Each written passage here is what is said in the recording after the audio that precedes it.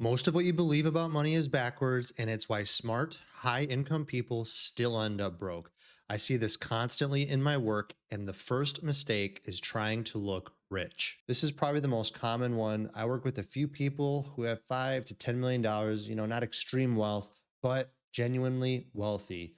And here's the thing most people don't like hearing: they are not flashy. They don't spend like you think they do. And the reason they have money is because they didn't spend it on stupid things.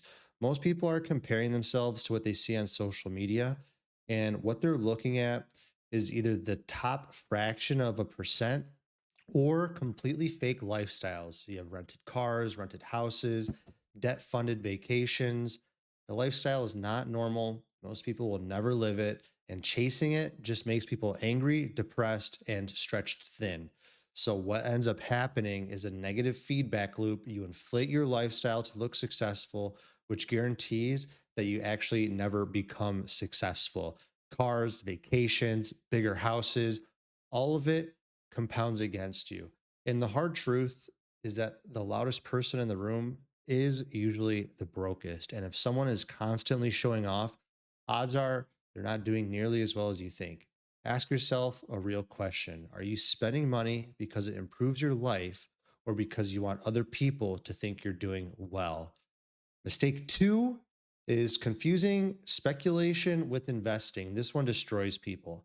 Someone got rich off crypto, someone got lucky with silver, someone hit one trade, and of course, they sell a course. And people think that is how you get rich. So they speculate, they lose money, and then they either keep gambling or just give up on investing entirely. Both of these are terrible outcomes. So here's the simple truth: if someone is selling a trading course, the information is almost always useless.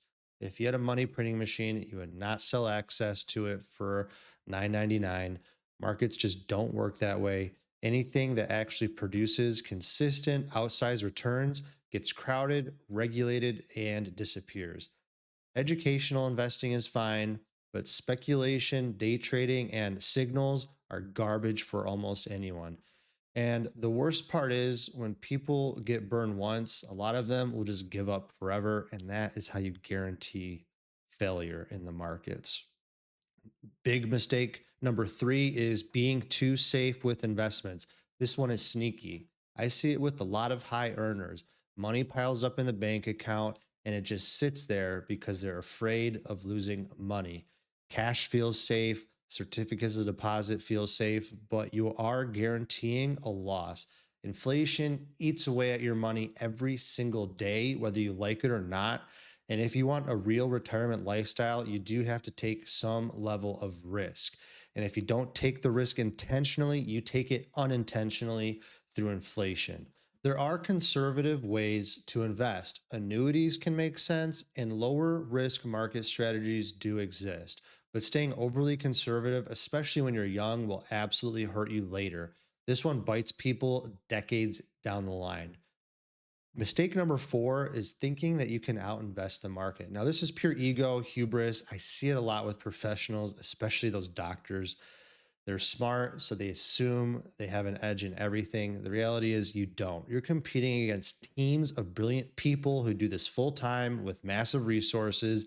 Markets are largely a zero sum. Your win is someone else's loss. Yes, people get lucky, and even a blind squirrel finds a nut, but for most people, boring works. If you want to do sector rotation or some type of tactical stuff for fun, that's fine, but just understand the odds are stacked against you. Mistake number five is optimizing everything except saving enough. This one is the quiet killer. People obsess over taxes, returns, and optimizing every little thing about their portfolio, but none of that matters if you're not saving enough. Good rule of thumb is at least 15% of your income goes towards retirement and savings, and it might have to be 20 to 30% if you're starting late. Savings rate beats everything. No tax strategy fixes under saving. No investment hack makes up for not putting enough away.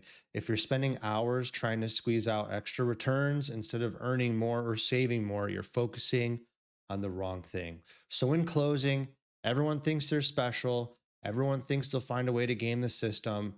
You won't. I'm not trying to get people rich quick. I'm trying to get people rich for sure. And that happens slowly, consistently over time. If you want me to take a look at what you have going on, I'll talk with anyone for 10 to 20 minutes to see if we're a good fit. If not, I'll still leave you with some value.